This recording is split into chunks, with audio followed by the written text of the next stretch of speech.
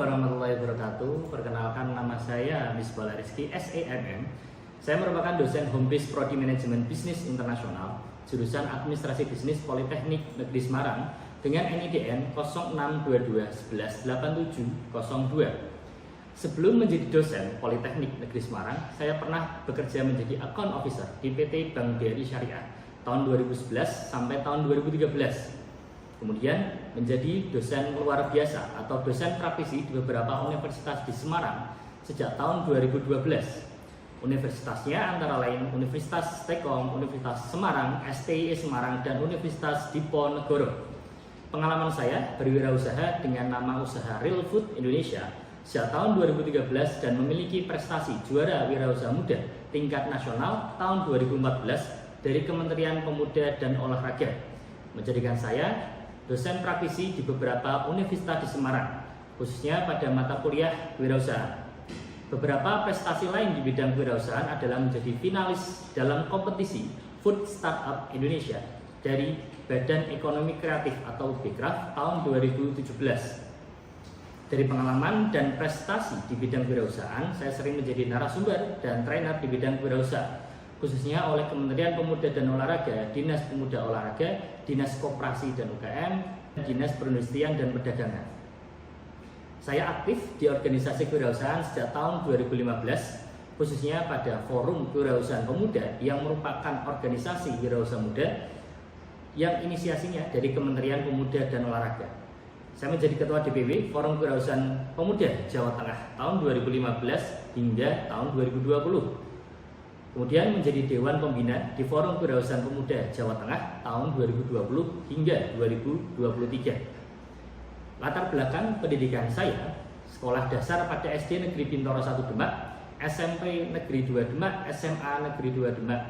Saya melanjutkan sarjana saya di Fakultas Ekonomi Universitas Negeri Semarang, jurusan Ekonomi Akuntansi. Kemudian S2 saya pada Magister Manajemen Universitas Islam Sultan Agung Semarang. Saya menjadi dosen di Polines sejak tahun 2019 dengan kualifikasi pendidikan manajemen dan konsentrasi manajemen bisnis, khususnya di bidang kewirausahaan. Saat saya di Polines, saya memiliki sertifikat kompetensi dari BNSP seperti kewirausahaan industri jenjang 4 dan pendamping UMKM. Saya di Polines membina mahasiswa untuk PKM, PMW, dan PWMV, dan puluhan mahasiswa telah lolos mendapatkan hibah PKM, PMW, dan PWMV, khususnya dengan skema kewirausahaan.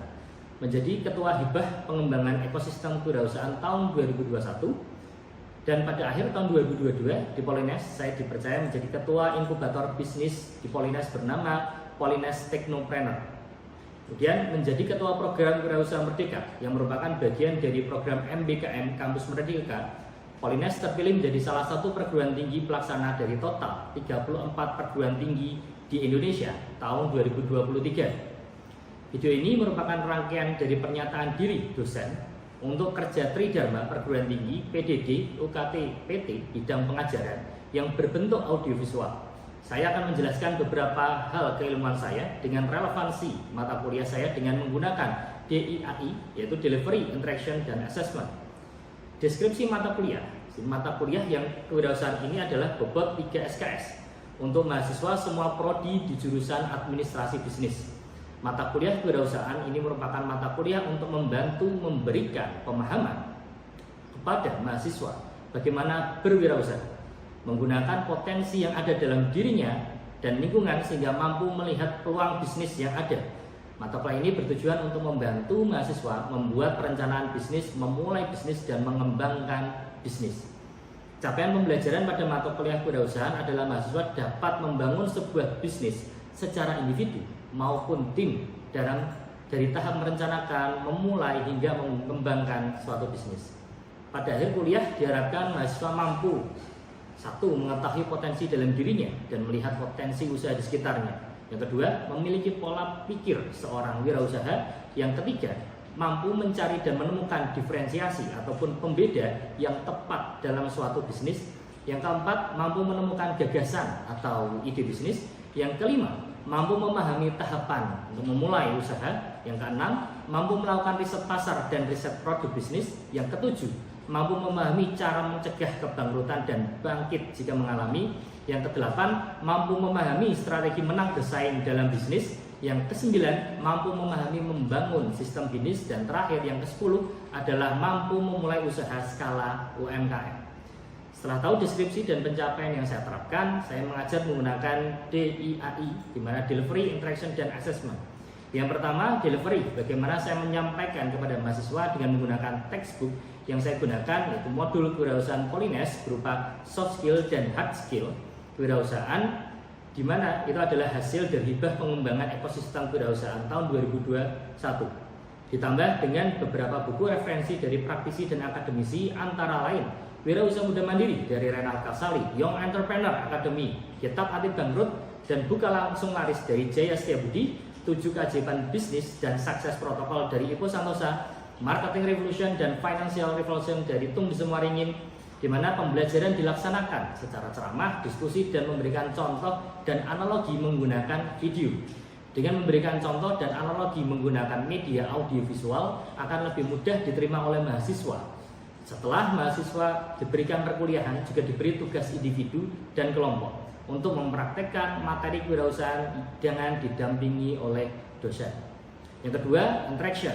Ada beberapa saluran komunikasi yang saya gunakan agar mahasiswa dapat berinovasi dan meningkatkan kreativitas mereka, di mana komunikasi dua arah dan memunculkan ide dari mahasiswa. Saya menggunakan media WhatsApp Group untuk berinteraksi langsung di luar jam pembelajaran dan tanya jawab jika ada yang kurang dimengerti. Selain itu, menggunakan Google Classroom untuk memberikan materi dan tugas mahasiswa agar tugas-tugas mereka terjaga dan aman, serta mudah mengkoreksi dan memberikan komentar pada tugas yang dikumpulkan. Yang terakhir, yaitu yang ketiga, assessment. Bagaimana saya menilai mahasiswa? Pada pertemuan pertama, saya selalu memberikan sistem bobot penilaian. Penilaian tidak hanya dari materi yang diberikan, tapi juga dari praktek dan presentasi hasil dari praktek kewirausahaan. Sekian perkenalan dari saya. Mari kita saksikan video pembelajaran kewirausahaan berikut ini. Assalamualaikum warahmatullahi wabarakatuh.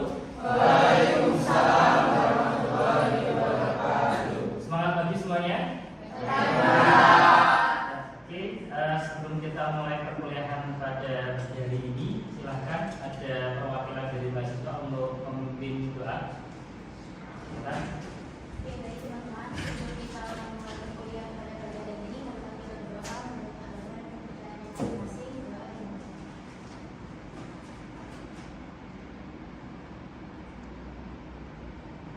Doa dimulai. Ya, oke. Sebelum pembelajaran kita mulai, saya akan melakukan presensi terlebih dahulu. Yang pertama, Adelia Febri, Dian Alvito Maulana, Anang Firman, Andina Darwi, Azhara Catherine, Jila Aprilia, Evina Vio, Heni Wolansari, Linda Rosida, Puput Monika. Oke, di perkuliahan kali ini kita membahas namanya bisnis model kanvas. Bisnis model kanvas. Ada bisnis model ini itu sangat penting dalam perencanaan bisnis. Ada 9 komponen di dalam bisnis model kanvas. Kenapa sih bisnis model kanvas itu penting? Bisnis model kanvas itu penting.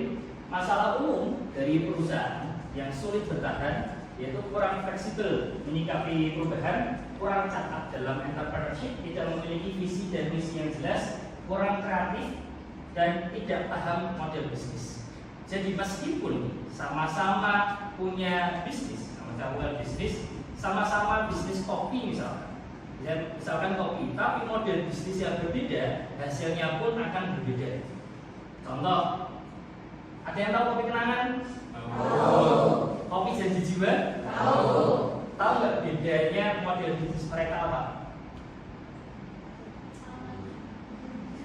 Nah, kalau kopi kenangan sama kopi janji jiwa sekilas sama ya kan? Dengan outlet, dengan ada bisnis sekilas sama, tetapi model pengembangannya berbeda. Jika janji jiwa itu model pengembangannya adalah franchise, sedangkan kopi kenangan model pengembangannya kira-kira apa? Yang di Botol. Oke, salah satunya botol. Itu pengembangan produknya. Tetapi model untuk scale up bisnisnya mereka nggak franchise, cabang, tapi modelnya adalah startup. Modelnya startup. Jadi franchise itu kan kita menjual franchise ya. Sedangkan pola startup itu adalah mencari investor atau angel investor atau joint venture masuk ke dalamnya. Akhirnya buka cabang dengan pusat sebagai pola bisnisnya utamanya. Jadi dalam manajemennya itu akan lebih kuat dengan pola kopi kenangan, dan janji jiwa itu akan mencapai lebih cepat. Jadi tergantung pola model bisnisnya itu seperti apa. Nah, bedanya kopi kenangan adalah dia dinilai investor. Dinilai investor tidak hanya sebagai bisnis food and beverage, tapi dinilai bisnis teknologi. Kenapa dinilai bisnis teknologi? Ada yang bisa jawab? Kenapa bisa dinilai bisnis teknologi? Ya, karena dia tinggal mengembangkan aplikasi gitu kan dia punya aplikasi sendiri gitu. Ya, benar. Jadi itu dia punya aplikasi sendiri. Jadi ekosistem yang di dalam bisnis bisnis kopi kenangan itu dinilai dari perusahaan food and beverage, tapi bisnis teknologi karena ada database di situ, pengembangannya, dan mungkin ada paymentnya mirip dengan pengembangan startup. Startup, ada yang tahu startup model bisnisnya itu apa? Dia bisnisnya jualan apa sih? Kopi. Tapi kalau ada di sisi lain melihat startup itu nggak hanya kopi, tetapi adalah seperti bank. Kok bisa?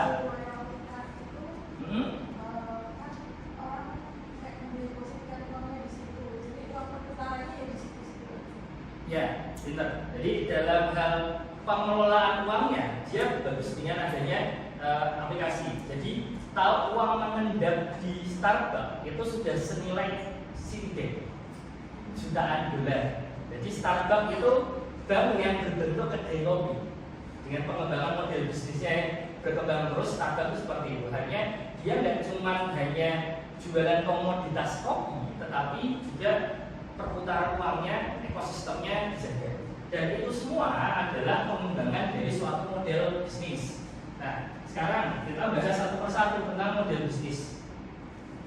Model bisnis yang baik mampu mengakomodasi pelanggannya agar yang mudah menikmati value atau nilai dari sebuah produk atau jasa yang kita tawarkan kepada mereka. Ada di sini BMC Business Model Canvas yang diprakarsai atau diciptakan oleh Alexander Osterwalder tahun 2010. Ada 9 komponen. 9 komponen. Tengah ada value proposition, customer relationship, kemudian customer segment dan channel. Sebelah kanan atas itu lebih cenderung ke arah marketing, kemampuan pemasaran. Kemudian yang sebelah kiri itu operasional, key structure, key result, kemudian key partner, key activity, key partner, kemudian key resource. Itu adalah bagian operasional. Jadi kalau saya bimbing untuk mahasiswa wirausaha, pertama model paling mudah adalah BMC-nya dulu seperti apa. Dengan BMC paling tidak saya sudah ada gambaran, oh ini mau bisnisnya ke arah mana. Nah, yang bawah itu baru keuangan. Nah, akuntansi itu ada di bawah, cost structure sama revenue stream. Keuangan itu ada di bawah sebagai fondasi. Nah, ini adalah model bisnisnya. Sekarang ada 9 komponen yang sudah dicanangkan Alexander Osterwalder. Kita mulai dari customer segment terlebih dahulu. Customer segment adalah target market. Kita itu mau bisnisnya itu kemana? Jadi produknya mau kira-kira mass product atau niche market atau segmented market atau multi site market, itu produknya itu seperti apa? Sama-sama donat, tapi target marketnya berbeda. Ya nanti akan pengembangannya juga berbeda. Sama-sama donat nih. Ada nggak donat yang spesifik? Donat yang spesifik, target marketnya spesifik, ada nggak? Jiko. Jiko target marketnya siapa?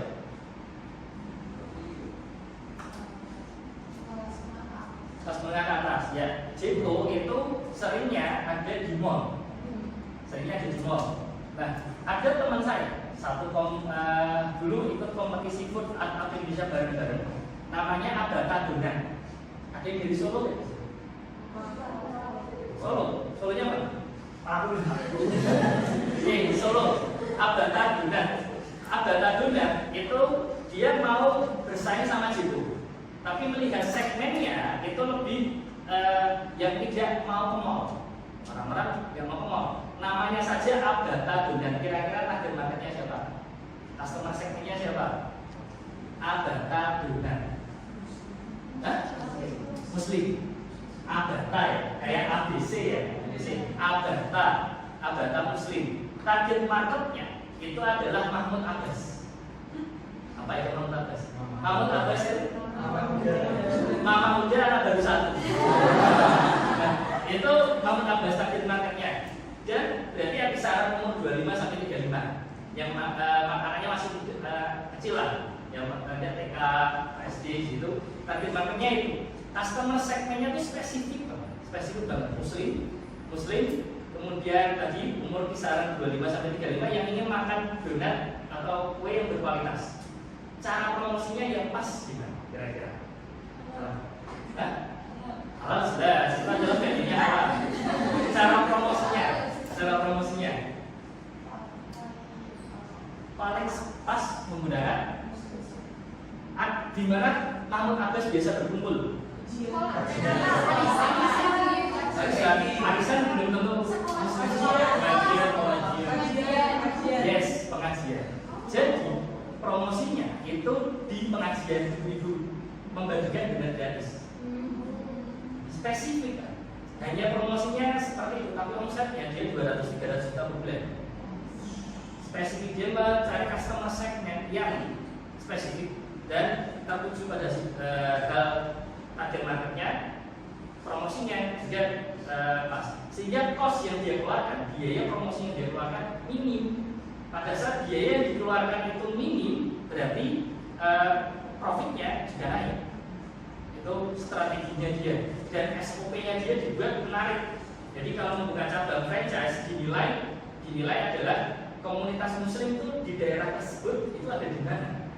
Misal di Semarang. Dia pernah survei di Semarang, itu yang paling pas kalau membuka cabang di Semarang itu Semarang Timur sama Semarang Barat. Indikatornya adalah jumlah pondok. Jadi kan pembukaan cabang, indikator dan lain sebagainya itu lebih spesifik. Itulah kalau kita punya bisnis dengan customer segment yang jelas. Oke, sekarang value proposition itu adalah intinya pembeda agar bisnis itu bisa beda dari yang lain. Di sini ada yang mau tanya? Izin bertanya Pak. Ya. Dari penjelasan yang tadi Bapak jelaskan kan ada berbagai macam bentuk bisnis tuh Pak. Ya. Bagaimana sih cara kita untuk membedakan antara satu bisnis ini dengan bisnis yang lain? Oke, ya pertanyaan yang bagus.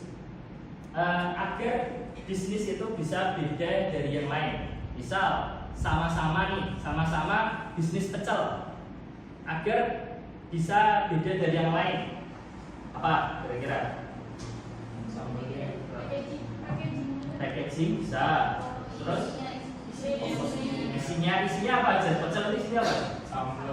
Sambal, sayur, lontong. Nah, komponen-komponen ini bisa kita modifikasi. Kalau kita yang modifikasi produknya ya, misal pecel sayur, ada berapa jenis sayur? 17 jenis sayur bisa. Nanti pada saat tanggal 17 diskon 17%. Nah itu jadi pembeda. Kemudian apalagi selain sayur, komponen produk di dalam pecel. Sambal kacang, ya kan? Sambal kacang itu ada berapa jenis? Banyak. Kacang apa aja? Kacang tanah yang biasa ya. Kacang hijau juga bisa. Kacang mete. Kacang mete bisa dibuat sambal ya. Buat sambal kacang mete harganya mahal nggak masalah. Istilahnya nanti pecel sultan, seleranya para raja. Itu kan bisa jadi value proposition beda. Komponen pecel yang lain apalagi sambal, lauk bisa, tampilan yang nyajikan juga bisa. Gak harus cantik, gak harus ganteng, bisa yang tampilan tradisional itu juga bisa, atau kecil gebrak, yang gebrak juga bisa. Jadi pembeda dari profesi kan ada dulu soto gebrak karena yang masak itu sering gebrak, buat kaget dan sebagainya. Itu juga bagian dari value proposition. Nah, dari dalam pembeda itu sendiri, ya hanya baru pecel nih, baru pecel. Ada lagi pembeda yang lain, bisnis yang lain. Ada kasih contoh mungkin pembeda yang bisnisnya sekarang itu red ocean. Red ocean itu maksudnya apa? Pesaingnya banyak, sudah terjebak perang harga. Misalnya apa? STF perang harganya gimana? Harga 3.000, kalian pilih yang mana? Yang lebih murah 2.500, tapi belinya juga 5.000, ngeluarin uangnya 5.000 sama yang 3.000. Karena yang 2.500 dia akan kejar kuantitinya, bukan marginnya tapi kuantitinya. Karena 2.500 memancing, menggoda kita itu untuk beli minimal 5.000 itu secara kuantiti. Cuma kalau kita punya value proposition nggak akan terjebak sama perang harga. Misal nih, es teh, ada nggak es teh yang harganya mahal tapi tetap laris? Apa? Es teh apa? Indonesia. Ya, kenapa itu tetap laris? Karena brand awareness-nya besar, Pak. Apa? Brand awareness-nya udah menyebar ke orang-orang gitu. Jadi mereka udah yakin kalau brandnya itu udah bagus. Ya, karena brand awareness-nya dan juga ada value-nya, ada kebanggaan kalau beli es teh Indonesia lebih bangga posting daripada es teh yang lain. Ya, dari 2.500 yang 3.000 itu kan, jadi itu pembedanya, itu jadi pembedanya. Nah itu adalah value proposition, pembeda. Misal nih es teh Indonesia, kalau kita seperti es teh Indonesia, kemudian ada packing dan sebagainya. Sekarang di sekitar kampus laundry itu termasuk red ocean yang membuat kita bisa buat usaha laundry harganya lebih mahal, tetapi konsumen tetap mau. Caranya gimana laundry? Sepatan, sehari-hari, sepatan, wangi, itu apa? Yang langsung spesifik beda dari yang lain. Nah, laundry jujuran. Ini ada yang bilang juga, Pak. Ada yang bilang apa yang bilang gitu, Pak. Oke, berarti ada jaminan. Jadi laundry jaminan anti hilang. Anti hilang itu bisa jaminan. Kita buat lebih spesifik lagi. Koin. Koin, jadi kan dia di sendiri. Kalau yang cuci orang lain, ini ada nggak? Itu spesifik lagi. Laundry syariah. Ada belum? Marketnya ada nggak? Ada. Seperti abang-abang tadi. Jadi laundry syariah, misal yang baju laki-laki dicuci laki-laki, baju perempuan dicuci perempuan. Kemudian suasana Islami, parfumnya parfum Islami di situ. Dan di situ akan jadi value-nya itu dapat.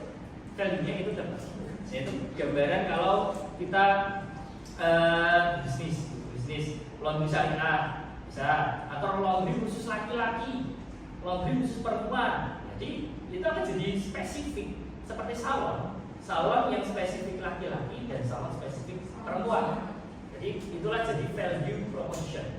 Nah, kekuatan value proposition itu adalah agar suatu bisnis itu bisa beda dari yang lain, sehingga kita punya keunggulan. Kita nggak terjebak kepada di red ocean atau di perang harga.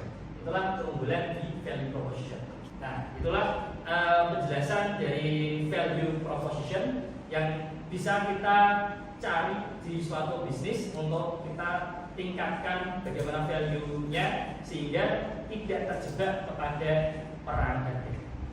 Seperti itu untuk penjelasan tentang value proposition. Sekarang saya berikan tugasnya adalah di sini temukan suatu bisnis yang ada di sekitar kalian yang punya keunikan atau value proposition tertentu sehingga dia bisa mudah diingat dari konsumen yang lain.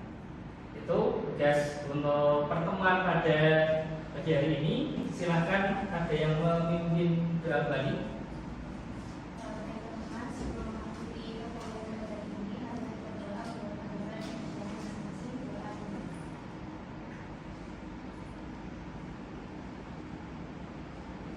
doa. Oke, terima kasih. Terima kasih. Assalamualaikum warahmatullahi wabarakatuh. Terima kasih sudah menyaksikan video pembelajaran ini. Semoga bermanfaat untuk semua. Wassalamualaikum warahmatullahi wabarakatuh.